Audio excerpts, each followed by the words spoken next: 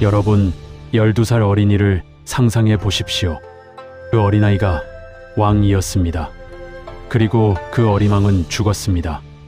70명이 넘는 사람들이 어린아이를 왕위에서 몰아내기 위해 권력 다툼을 하며 암묵적으로 지시하여 폐위시켰습니다. 가장 무서운 건 뭔지 아십니까?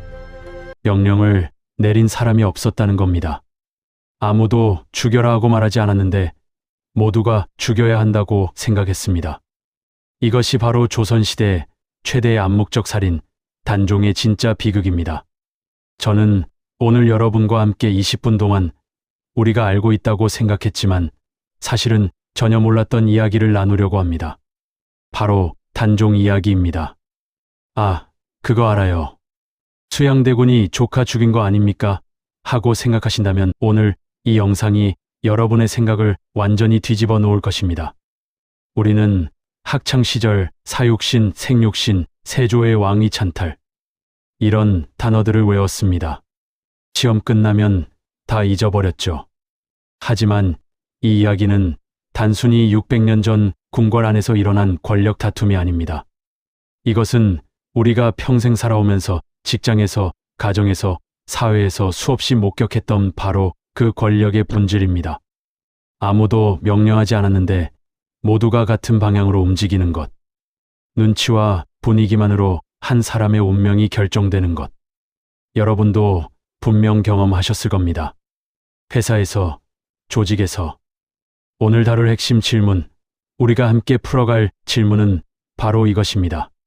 첫째, 단종은 정말 세조한테 죽었을까? 둘째, 왜 70명이 넘는 사람들이 연루됐을까? 셋째, 진짜 명령을 내린 사람은 누구일까?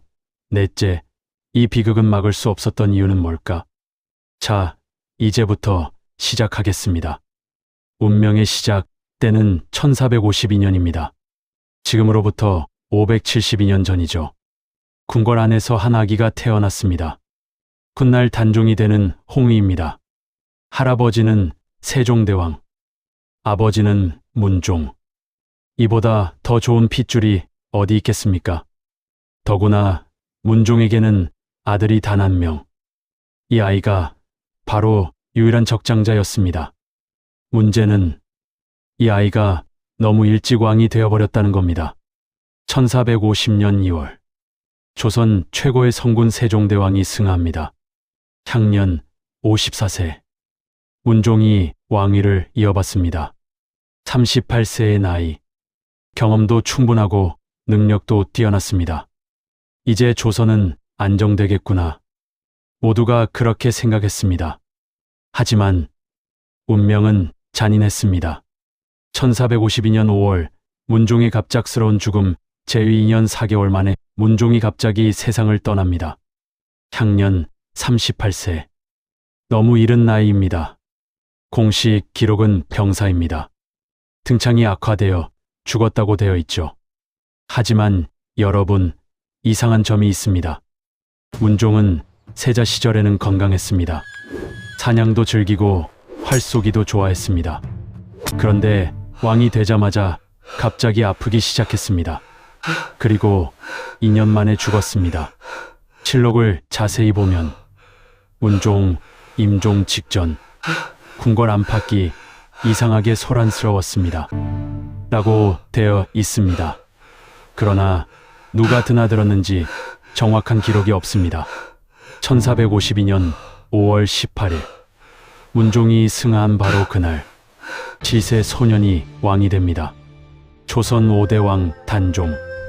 그리고 그 어린 왕은 죽었습니다. 이것이 바로 조선시대 최대의 암묵적 살인, 단종의 비극입니다. 문제는 이 아이의 주변에 있던 사람들입니다. 세종의 아들인 숙부들은 왕실 어른들이었습니다. 수양대군은 세종의 둘째 아들 32세입니다. 안평대군은 세종의 셋째 아들 28세입니다. 금성대군은 세종의 다섯째 아들 26세입니다. 그리고 외척들, 어머니 현덕왕후의 친정 권씨 일가. 이들은 모두 어린 왕을 보호한다는 명목으로 궁궐 주변을 맴돌기 시작했습니다. 겉으로는 충성, 속으로는 계산. 여러분 아시겠습니까? 이미 이때부터 비극의 카운트다운이 시작된 겁니다.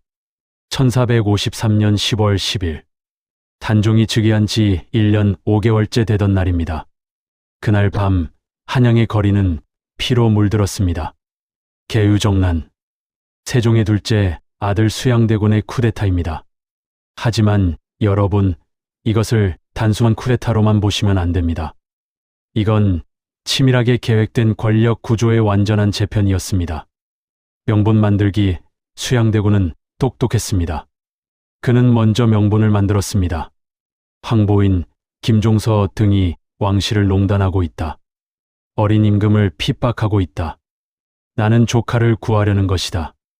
들어보십시오. 얼마나 그럴싸합니까?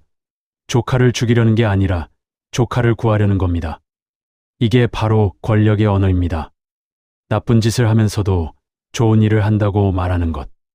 여러분도 직장 생활하시면서 많이 보셨을 겁니다. 회사를 위해서라고 말하면서 자기 자리만 챙기는 사람들. 학살의 시작, 그날 밤 무슨 일이 있었습니까?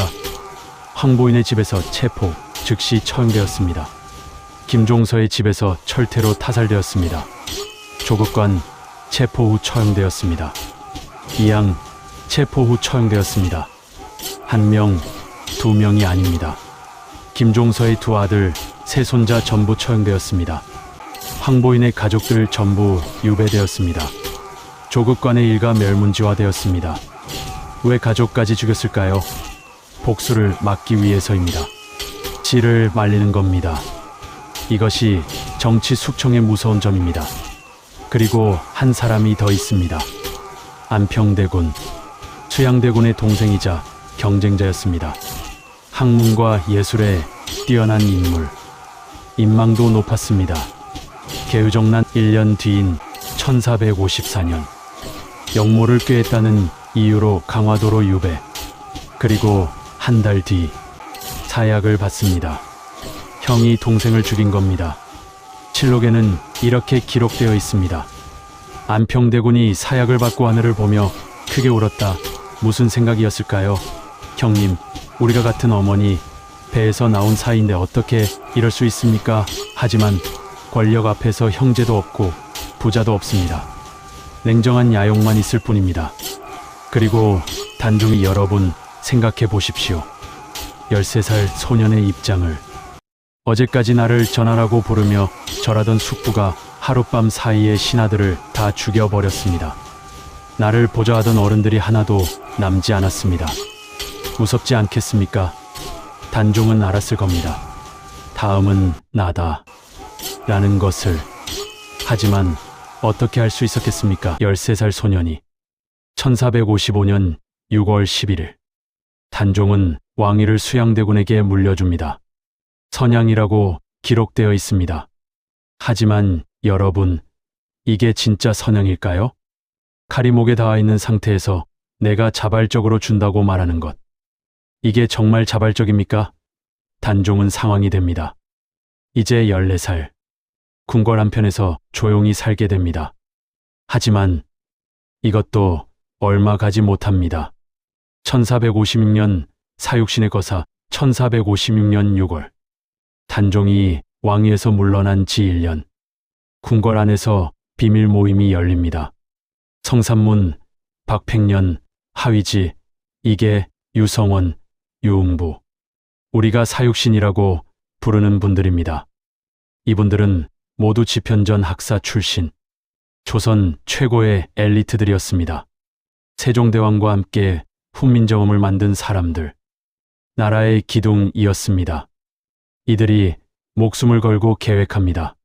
단종 전하를 다시 왕위에 모시자, 세조를 제거하자. 여러분, 생각해 보십시오. 이들에게는 다 있었습니다. 명예도, 재산도, 가족도. 그런데 왜 목숨을 걸었을까요? 충의가 아닌 정에 많은 사람들이 말합니다. 왕에 대한 충성심 때문이다. 저는 다르게 봅니다. 이건 충성이 아니라 정의였습니다. 성산문은 상소를 올렸습니다. 계유정난 직후에 전하단종, 이것은 잘못된 것입니다. 숙부님 세조께서 하신 일은 명분이 없습니다. 하지만 14살 소년 왕이 뭘 할 수 있었겠습니까? 성산문은 알았습니다. 말로는 안 된다는 것을. 그래서 거사를 계획한 겁니다. 이건 단순한 쿠데타가 아니었습니다. 잘못된 것을 바로잡으려는 시도였습니다. 거사 실패 1456년 6월 1일. 명나라 사신환영 연회. 창덕궁 관풍각. 세조가 술을 마시며 방심하는 그 순간 칼을 꺼내 제거하기로 합니다. 하지만 계획은 탄로났습니다. 김질. 이 사람이 고변을 합니다. 밀고를 한 겁니다. 김질은 원래 거사에 참여하기로 한 사람이었습니다. 하지만 마지막 순간에 배신했습니다. 왜 그랬을까요? 두려웠던 겁니다. 실패할까봐, 죽을까봐. 그리고 계산했습니다. 차라리 내가 고변하면 내 목숨은 살 수 있다. 여러분, 이런 사람 주변에서 보신 적 없으십니까? 위기가 닥치면 동료를 팔아서 자기만 살려고 하는 사람. 잔혹한 처형 1456년 6월 8일. 저자거리. 서울 한복판입니다. 성산문, 박팽년, 하위지, 이계, 유흥부, 유성원. 6명이 끌려 나옵니다. 사형 방법은 능지처참. 사지를 묶어 사방으로 찢어 죽이는 형벌입니다. 조선시대 최고의 극형입니다. 실록에는 이렇게 기록되어 있습니다. 성산문이 형틀에 묶인 채 세조를 크게 꾸짖었다. 내가 어찌 조카의 왕위를 빼앗느냐? 내가 어찌 형제를 죽였냐? 형리들이 입을 찢고 혀를 잘랐으나 죽을 때까지 욕을 멈추지 않았다. 40살 성산문의 최후였습니다. 박팽년의 죽은 박팽년은 더 처절했습니다. 형장으로 끌려가면서도 시를 읊었다고 합니다. 이 한 목숨 아깝지 않으나 어린 임금을 구하지 못함이 한스럽도다. 그의 가족들은 어떻게 됐을까요? 처자식 모두 노비로 팔렸습니다. 7살 아들도 5살 딸도 모두 노비가 됐습니다. 아버지가 역적이면 자식들도 역적입니다. 이게 조선의 법이었습니다. 여러분, 상상이 되십니까? 어제까지 양반집 도련님, 아가씨였던 아이들이 하루아침에 종이 되는 것을. 끝나지 않은 숙청하지만 여기서 끝이 아닙니다. 사육신 처형 이후에도 숙청은 계속됐습니다. 단종보기를 꿈꿨다, 사육신과 연결되어 있다, 의심스러운 언행을 했다. 이런 이유로 70명 이상이 추가로 처형됐습니다.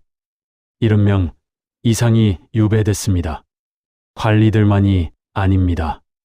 궁녀 20명 이상 처형, 환관 10명 이상 처형, 무명의 백성들 기록도 없이 죽었습니다. 이게 바로 암묵적 살인입니다. 세조가 일일이 죽여라 하고 명령하지 않았습니다. 하지만 신하들은 알았습니다. 단종과 관련된 사람은 다 제거해야 한다는 것을. 영영 없는 학살. 이것이 가장 무서운 겁니다. 1457년 단종의 죽음 1457년 6월. 사육신의 거사가 실패한 지 1년 뒤 노산군은 영월로 유배됩니다. 서울에서 영월까지 약 200리 길. 15살 소년이 걸어서 갔습니다. 영월의 청령포. 삼면이 강으로 막힌 섬입니다. 배가 아니면 들어갈 수도 나올 수도 없는 곳. 단종은 거기서 초가집에 갇혀 지냈습니다. 1457년 6월 어느 날 금부도사가 찾아옵니다. 명목은 문안인사. 하지만 다 알고 있었습니다. 죽이러 온 것입니다. 누가 명령했는가? 여러분, 여기서 중요한 질문입니다. 세조가 직접 죽여라 하고 명령했을까요? 실록 어디에도 그런 기록은 없습니다. 대신 이런 기록이 있습니다. 금부도사 왕방현 등이 청령포에 이르러 노산군을 죽였다, 죽이라는 명을 받았다는 기록이 없습니다. 그렇다면 왕방현은 왜 죽였을까요? 눈치입니다. 분위기입니다. 살려두면 안 되겠구나. 죽여야 내 목숨이 안전하겠구나. 이렇게 판단한 겁니다. 세조는 나중에 이렇게 말했다고 합니다. 내가 언제 죽이라고 했느냐? 하지만 동시에 왕방연을 처벌하지도 않았습니다. 오히려 승진시켰습니다. 이게 암묵적 살인의 메커니즘입니다. 신숙주. 이 이름을 들으면 여러분은 무슨 생각이 드십니까? 변절자, 배신자, 그렇게 배웠습니다. 하지만 조금 더 들어가 보겠습니다. 신숙주는 원래 집현전 학사였습니다. 세종대왕과 함께 훈민정음을 만들었습니다. 사육신과 같은 동료였습니다. 그런데 세조 편을 들었습니다. 왜일까요? 살아남기 위한 선택. 신숙주는 이렇게 생각했을 겁니다. 단종을 살릴 수 없다. 이미 세조가 모든 권력을 잡았다. 지금 저항하면 나도 죽고 가족도 죽는다. 차라리 협력해서 살아남자. 살아남아서 나라를 지키자. 이게 맞는 선택일까요? 틀린 선택일까요? 여러분, 쉽게 판단하실 수 있습니까? 우리는 안전한 21세기에 살면서 600년 전 사람을 심판합니다. 하지만 만약 여러분이 그 시대에 태어났다면? 여러분의 목과 가족의 목이 걸린 상황이라면 같은 선택을 하실 수 있겠습니까? 한명회의 계산. 한명회. 세조의 최측근. 계유정난의 핵심 인물. 이 사람은 신숙주와 다릅니다. 신숙주는 어쩔 수 없이 세조를 도왔다면 한명회는 적극적으로 세조를 도왔습니다. 왜일까요? 기회였기 때문입니다. 한명회는 원래 집안이 좋지 않았습니다. 서울 출신이었습니다. 아무리 능력이 뛰어나도 신분 때문에 출세할 수 없는 시대. 그런데 세조가 쿠데타를 일으켰습니다. 이게 기회다. 지금 세조를 도우면 내가 출세할 수 있다. 한명회는 계산했습니다. 그리고 성공했습니다. 세조 사후 조선의 실권을 쥔 사람이 바로 한명회입니다. 여러분, 이게 권력입니다. 누군가의 비극은 누군가의 기회가 됩니다.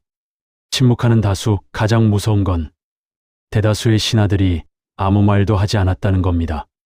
조정에는 수백 명의 관리가 있었습니다. 성균관에는 수천 명의 유생이 있었습니다.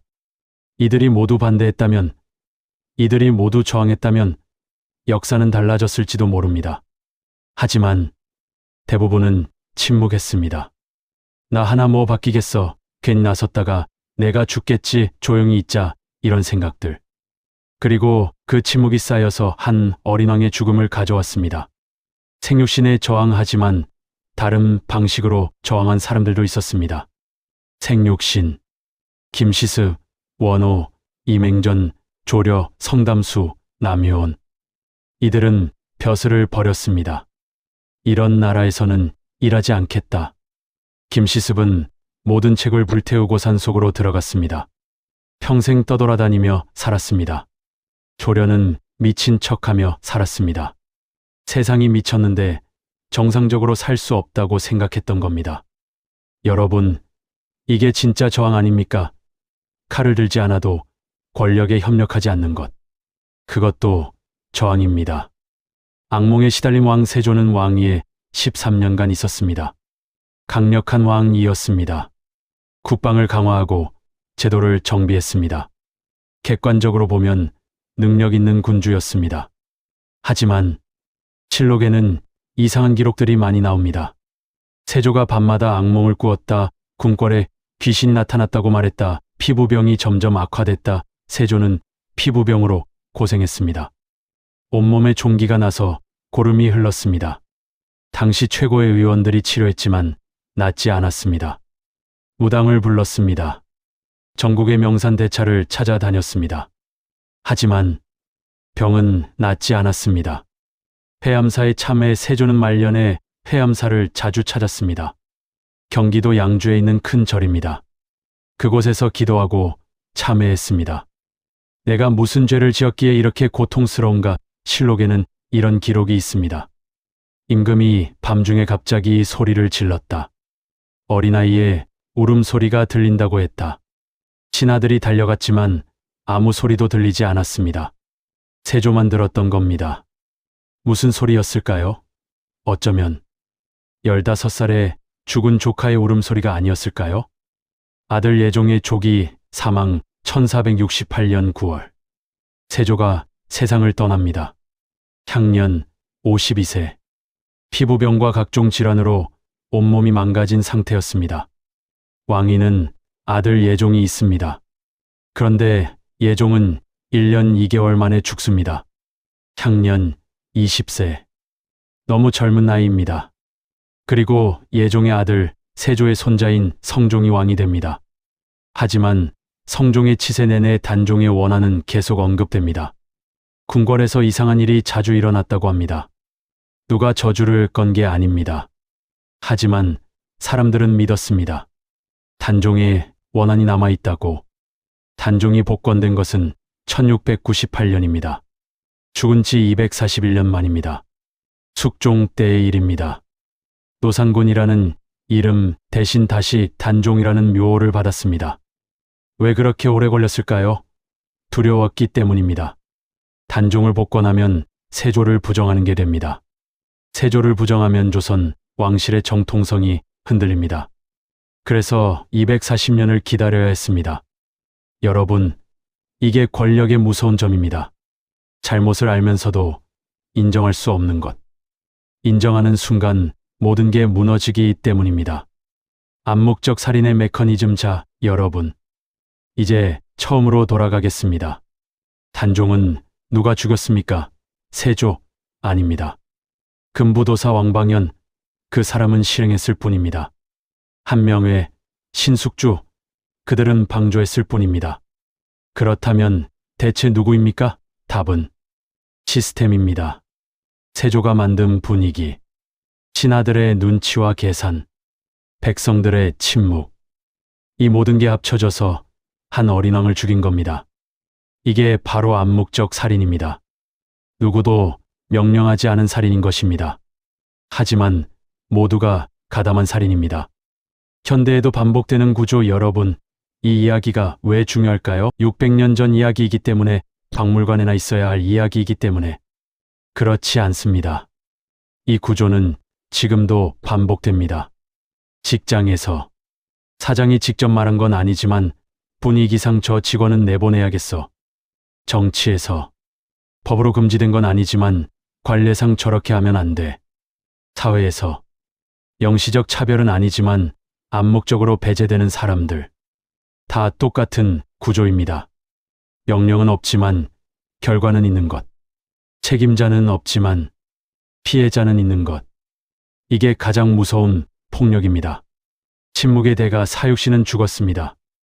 목숨을 걸고 저항했지만 실패했습니다. 생육신은 살았습니다. 하지만 평생 고통 속에서 살았습니다. 신숙주는 출세했습니다. 하지만 500년 동안 변절자로 불렸습니다. 한명회는 권력을 잡았습니다. 하지만 역사는 그를 간신이라고 기록했습니다. 침묵한 다수는 살아남았습니다. 하지만 아무도 그들의 이름을 기억하지 않습니다. 여러분, 어떤 선택이 옳을까요? 저는 답을 드릴 수 없습니다. 그건 여러분이 스스로 판단하셔야 합니다. 만약 단종이 지금 우리에게 물어본다면 뭐라고 물어볼까요? 여러분 시대에는 이런 일이 없나요?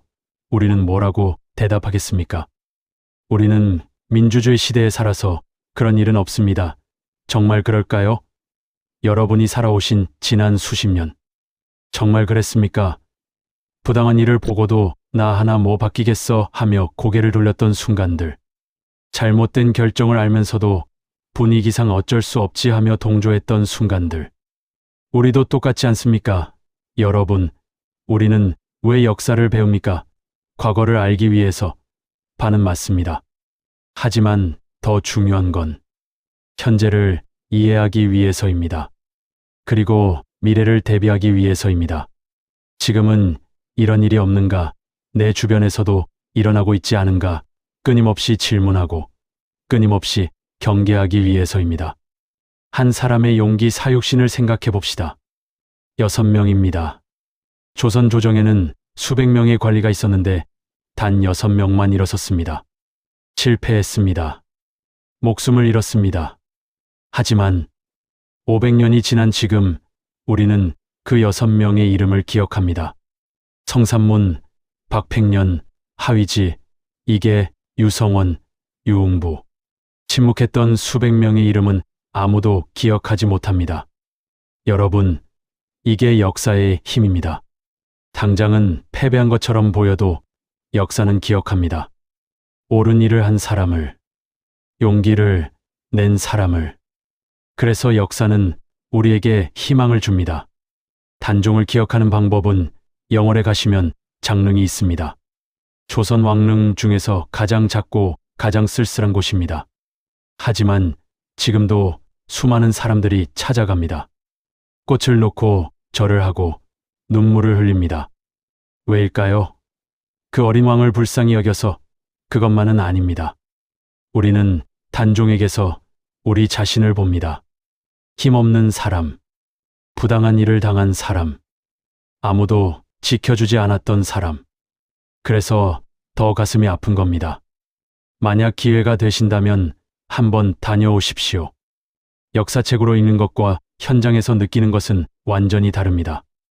여러분, 긴 시간 함께 해주셔서 진심으로 감사드립니다.